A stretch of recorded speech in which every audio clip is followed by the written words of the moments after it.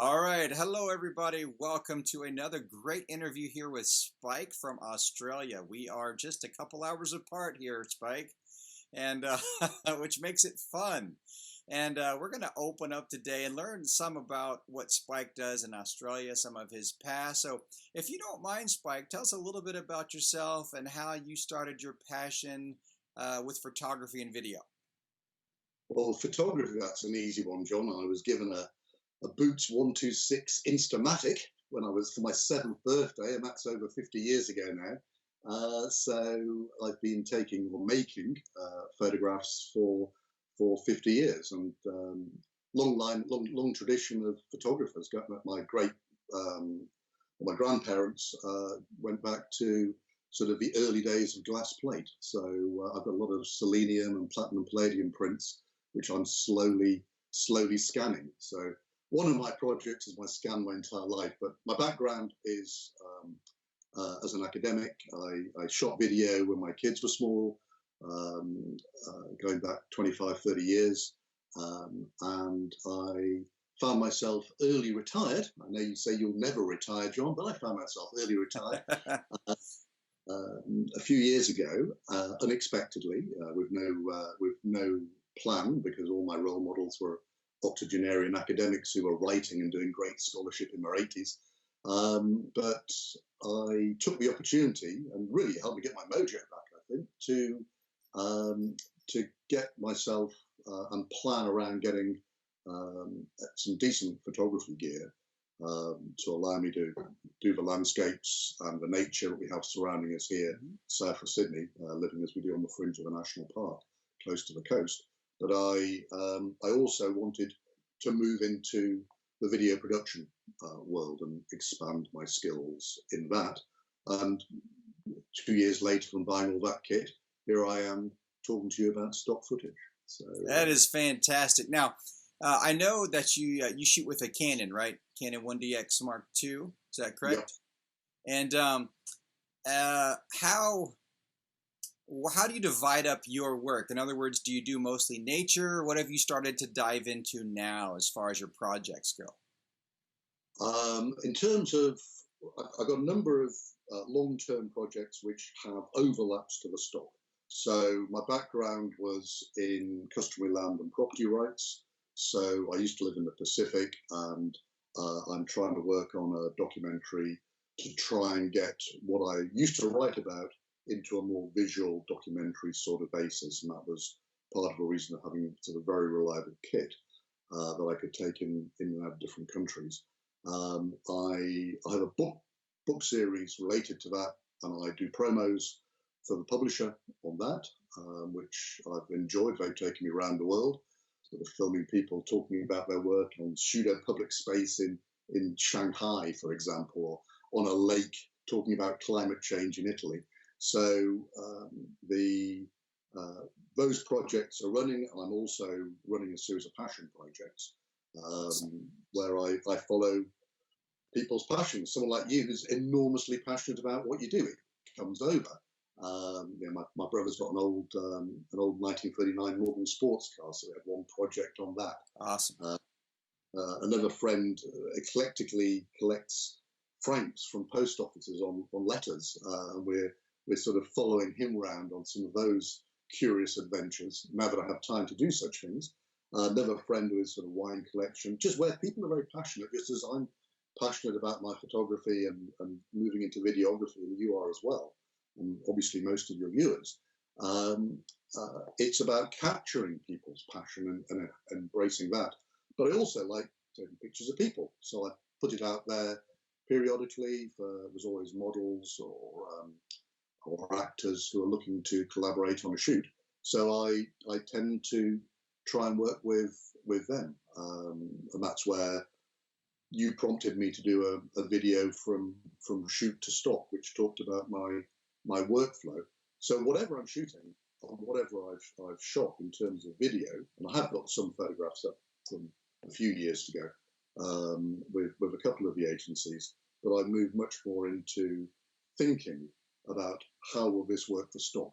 How will I get yes an opportunity? So shooting the model, I'll collaborate so that you get some decent stills, which are easy to achieve, as a byproduct of us collaborating and the model getting a share of whatever we produce on what I'm getting some feedback suddenly. Anyway, sorry. Whatever we produce on the video side of things. So that's where having Black Box's collaboration side has been helpful for me, because they sign up and any sales that come, they get 20% of Excellent. sales. Now that leads me into one other question that I really wanted to ask you, and that is your use of Luma Fusion with your iPad. And I want you to talk about how you have experienced that workflow, the benefits of it, and if you see any drawbacks with that workflow going forward for professionals.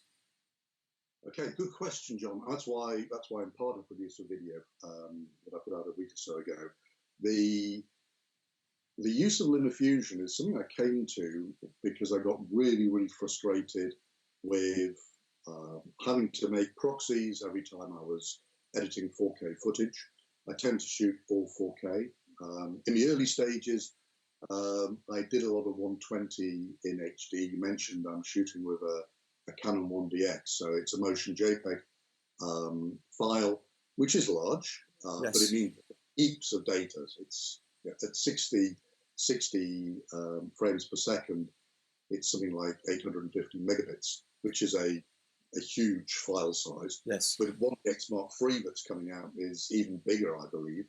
But what I was finding was whenever I went into Premiere and using a fully spec'd out Mac Mini, so it doesn't have a great graphics card.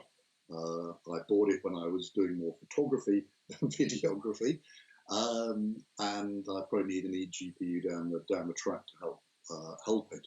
But so many projects, I was finding they were crashing in rendering, and I'd be an 8-minute video or a 10-minute video would take an hour to render, and I'd be 45, 55 minutes in, and it would pop. And on one particular project, it happened 20 times. I was tearing my hair out.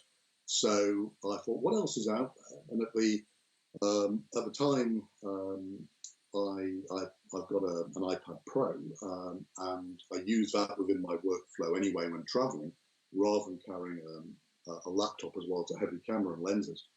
So I came across Luma Fusion, and it was in its version 1 then, and it was morphing towards its version 2.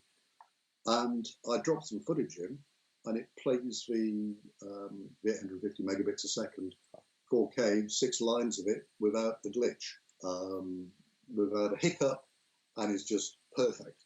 And I thought, well, this has got to be something to work with. And I took that particular book promo that had crashed 20 times, and I recut it in Luma Fusion with all the same music, all the same clips. And it took me a while to learn through that whole process. Right. But it rendered out in real time.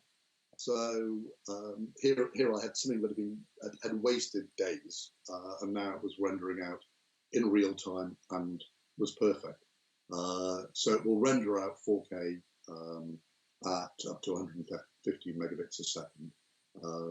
And I got involved with the Luma Fusion beta testing for Luma Fusion 2.0. And there's only literally 5 or 6 people working at Luma Fusion, and they are incredibly responsive. We have a Slack site, and they respond normally within hours of anybody flashing up a problem. I had a little problem because on one of the iterations, which hasn't been released to the public yet, suddenly I couldn't export at 150 megabits per second or at 4K DCI. It had gone down to UHD. Right. Messages to them, next iteration comes out, all sorted. It was just a coding glitch from something historic. So they're very, very responsive. It lets me do most of the things as a relative novice, I suppose, in Premiere. It lets me do everything I was doing within that, except for speed ramping, which is probably, we're going to probably look back on and say that was so 2019. But It also doesn't let you currently stabilize. But in terms of simple color grading, and that's what we want for stock. Right. The profile out of camera and the images out of camera that I get tend to be very sound anyway, out of a 1DX. So there's normal, just a little bit of maybe changing light, maybe a little white balancing, or putting a simple LUT on just to make it pop a little, Right. if necessary. But otherwise, yes, you can reverse, you can slow, you can. And for your own projects, you can, let's say, have 6 lines of video or imagery and 6 lines of sound. So it works for my purposes in the non-super complex projects. Now, do you think they're going to come out with some of those features like stabilization in the future? Yes, I think so. There are other softwares that you can use, but that means you're taking it out of one into another. Yeah. And in actual fact, I took your lead with you mentioning DaVinci Resolve, and you put out some useful little tutorials of your journey into that. So I downloaded the free version, knowing that there are actually 3 different stabilization methods in DaVinci Resolve. Right. And there was a clip that I mentioned in the video that I uploaded to stock that I thought was fine, and I uploaded it at 59.94 frames a second, 60 frames a second, because that's what I shot it at. But I could see when it was rejected at first review that there was just a little bit of motion. So I tried putting it into DaVinci Resolve 16, the free version, but then it did a little bit of benefit to the stabilization, but probably not as much as me just slowing it down to 23.94 on in Luma Fusion. And then because I'm using the free version of DaVinci, it only let me export at UHD at a lower bit rate. So are you using the free version, or do you have the studio version? I use the studio version. I got that, and I would tell anybody, go on eBay, get a little dongle, or get the software code that people are selling that they don't use, and that's the best deal going. You can get from 75 to $100. So for software, that's a good deal. So I would recommend that if you're going to go with if you're going to stick with Resolve. I think the free version is great to test to see if you like it, and then you can invest in it if you like it. Yeah, I think that's the way to go. So so the full version lets you render slightly differently, or lets you it's faster, full size export. Yes. Yep. All right. Now, what I'm going to do at this point, I'm going to let you ask me a few questions if you want to, and I'll do my best to answer them. Thanks, John. I've already started, I think. But we've almost just touched on the issue, which is 4K footage and future proofing. So I know you've been doing it for 10 years, so a lot of your footage from the early days presumably wouldn't have been 4K. But do you try and use a 4K workflow now? Yes, I use 4K where it seems to fit. In other words, if I'm going to shoot 60 frames a second, I currently don't own a camera that does 4K 60. So if I do want a little bit of slowing down, then I will shoot in 1080 60, obviously. Or if I'm doing 120 frame rate, then I'm obviously going to be in HD format. If I'm not shooting that, and what I mean by not is usually if there's action involved and I'm using a gimbal, then I usually use higher frame rates because I can get smoother footage. But sometimes I'll use just my little fig rig, which I've had a video on that on the channel before. It's just a little circular device. And stabilization in post on 4K, if I walk carefully, it turns out decent. It just takes a little bit of practice, but I can pull it off. So if I really want 4K and I don't really need to slow it down, I'll try to use other stabilization methods. But by and large, I shoot 4K as much as possible because it's more future proofing. So yeah, that's what I do. Right. Because from what I've been told by Pat McGowan on Black Box, and he sort of mentioned it in response to lots of people, and I think you've talked about this as well. Currently, the majority of your sales and the majority of the Black Box sales, even if they're uploaded to the agencies at 4K, are sales at 1080. Is that sort of the same for you? Yeah. Yes, yeah, I'd say still 90% at least are HD sales. Yep. Right. But is it? What about the stuff that you're doing? Because you do a lot of curation as well for other people, a lot of Yes. post production, the metadata, the SEOs. Are you mainly working when you're working for other people on 4K, or are they sending you clips that are in 1080 as well? Mainly 4K. Mainly, I have one person that sends me a hard drive, and just because it's easier through the mail to send the amount of footage that he sent me, and it's all upper level 4K footage from Blackmagic cameras and such. So it's mainly 4K. A lot from the GH5 I've edited for other people, shot in 4K 60p, which by the way it's a fine little camera. It does a nice job. So yeah, mainly what I've been editing has been 4K. Now I don't care if it's not 4K, but yes, that's what's been coming in. Right, because I mean, one of the things that seems to have happened since Black Box started is Pat McGowan, in his wisdom, has suddenly encouraged 50,000 more people to get into the stock video production. So how do you feel that has impacted in life before Black Box and life after Black Box? Obviously, you've had benefit of collaborating with other people on yes. on curation, but in terms of your market, has it impacted significantly, do you think? Yeah, I do. I think it has impacted the market, and just because relatively of the numbers.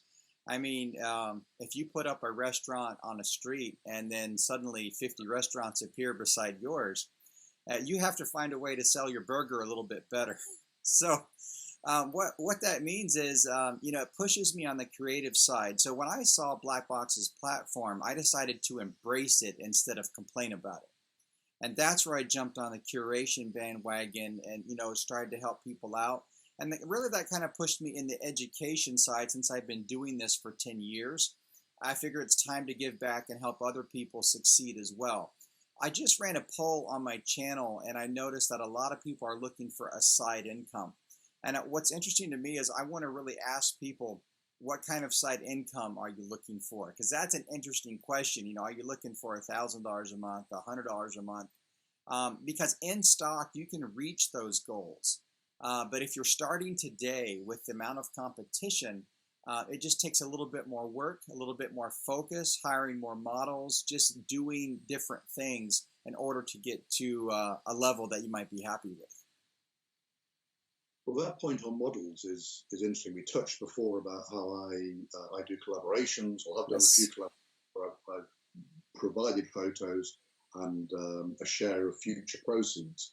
When you're working with models, do you tend to work on a collaborative basis, or do you tend to say, I'm going to hire this particular, unless it's obviously family or friends, I'm going to hire this particular person, pay them up front, so as the video producer and the stock producer, you can direct them in a more focused way to achieve the goals that you're wanting to achieve, perhaps with a more experienced model as well. Yeah, typically, just because I've been in this industry a long time, there wasn't any collaboration features when I started. So generally, I hire models and just pay them an hourly rate up front and then get what I need to from them from there. I do think that the collaboration on Black Box is a good feature for models in a lot of situations, especially if you don't have a lot of cash or you just can't seem to find it. I think it gives you another avenue to get good content. Also, I generally, if I go into a business, will offer them the files that I have shot in exchange for letting me use their facility, and so that works too. So you can work collaboration in more than one way. And but black box gives you a monetization in order to do that, which I think is helpful. Excellent. I've got heaps more questions, John, but I'm conscious of time. So, give me a couple more. okay. Well, tying in with that, say you're working with a model, and you come away from a shoot, and you've produced what look to be, say, 20 quality and diverse clips, because quality Right. and diversity Yep. are what we're looking for. There's two aspects to this question. The first one is, do you tend to feed them in to the agencies slowly, as in, if you've got a model in one location and there are 5 shots, you'll upload those today, and then you'll upload the model in a different location, a different outfit, 5 more shots next month, and so on a drip feed? Or do you say, well, I'll just deal with this collection of images, process, and move on to the next job? Okay, that's an excellent question, and I do need people to listen, and there's a couple reasons, and I thought about this before. I typically, myself, as a full-time producer, when I'm done with a shoot, I edit them and I load them up all at one time. However, if you're a part-time looking for a side income and you only do 1 or 2 shoots a month, then if you spread those out on the upload, the algorithm, the search algorithm, and the sites are going to treat you a little bit better because it likes a steady ingestion of food. Think of it as a hungry monster. It likes to get the food in order to reward you in the search. So on that situation, if you're not doing it often at all, then I would recommend you spread it out. But for me, since I'm shooting on a regular basis, if you shoot pretty regular, you can just upload them all at once. It's not going to hurt you in the search. Okay, that's helpful. And tying in with that, in taking stock images with models, do you think about identifying copy space at the time of framing and so on, so that there is a chance for anybody purchasing that clip to be able to put their imagery alongside it in some way? So is copy space something you plan for, or something you just use as an SEO if you identify clips that have it? That's pretty much it. You know that on the back end generally. Generally, if I see a clip that has it, then I'll write copy space on there. But when you said that, I think that leaves somewhat of a market there for clips that have good copy space, because it is something that editors look for. So, I mean, in other words, if I went back and did some of the shoots that I've already done and I shot them in a way to include more copy space, that's not a bad thing. You know, you kind of think about it. So I generally just said, oh, that clip's good for copy space. You know, I'll put that in the keywords. Now for photos, I've actually been more attuned to copy space, but for video, not as much. So that's an interesting point. It's something I think that we can play with as artists and see what starts to work. And I'll just throw this out there really quick. To test a market, meaning is the copy space video clips working, you need to give yourself about 6 months. You can't put 2 copy space clips up there and test the market and see if it's going to sell. A lot of people do this. I feel bad for them. You got to have several hundred files of the theory that you're testing and see how it does over about 6 months. And then you'll get an idea, hey, you know, buyers are buying this kind of footage. And then you can produce more of it. I mean, those of us who sort of shoot on rule of thirds, we're not on rule of thirds today because we're sat in a Right. slight frame. When we shoot with a sort of, we don't always follow rule of thirds, but it's one of those things that sort of creates line and all the rest of it. The rule of thirds to one, you know, we never take a frame where, sort of looking away at the edge of a frame, we've got a model. We always take the model with the space on one particular side. So that creates it naturally if we've got a rule, I guess, a rule of thirds mindset. That's correct. Certain imagery lends itself to it, which is why I thought, you know, I was editing some stuff yesterday, and I thought that would be sort of something that I wondered how you tackled it. So that's very helpful. Yeah. Good. All right. Now, I am going to say this because, you know, I did an interview earlier with somebody else, And where can people find you online? Now, I'll go ahead and link to what I can below. YouTube is pretty picky. They won't let you run ads if you link to certain things below. So I will link what I can, but where can people find you online, Spike? Well, I'm the only Spike.Boydell, Boydell, on the internet. So I'm not hard to find, but most of it takes you into a labyrinth of my former academic career. But right. I have got a Spike.Boydell YouTube channel. I don't put heaps on Instagram. Like you, John, I share stuff with people who want to share specifically or with clients via SmugMug.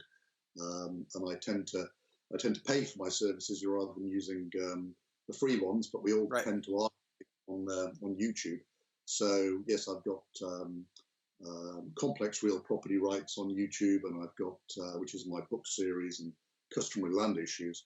But for the shoot to stop video you encouraged me to make, that's available on the Spike.Boydell YouTube.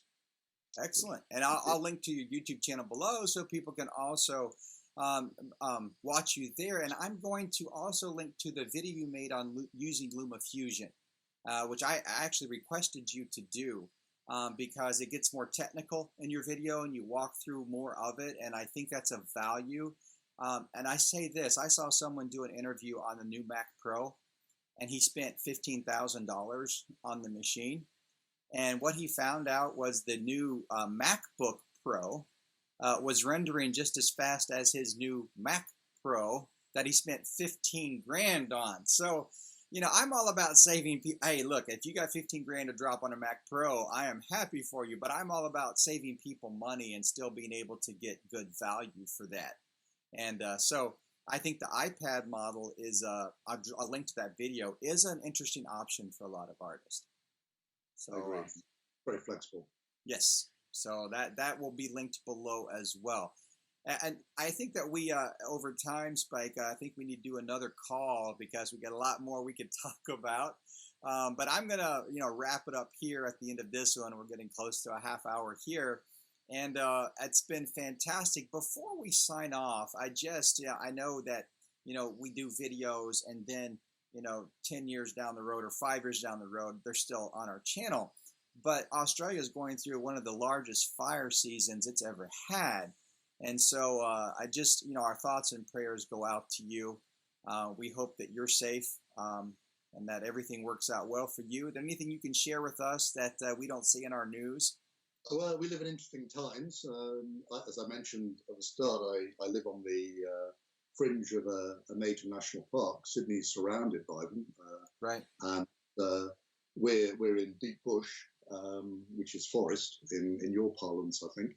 And our local fire brigade has told us that it's not a case of when, if the fires come to our area, it's a case of when they come to our area in this season. So, yeah, sort of bags have been packed on several occasions. Wow. Air quality is horrendous. Yes. We couldn't actually go into, we spend a lot of time outside here. Couldn't go into the garden even on Sunday because it was choking out there. And it's interesting talking as we have done about Black Box and Pat McGowan. Pat has put out a call to stock producers in Australia to collaborate with NGOs and so on. But it's very difficult because of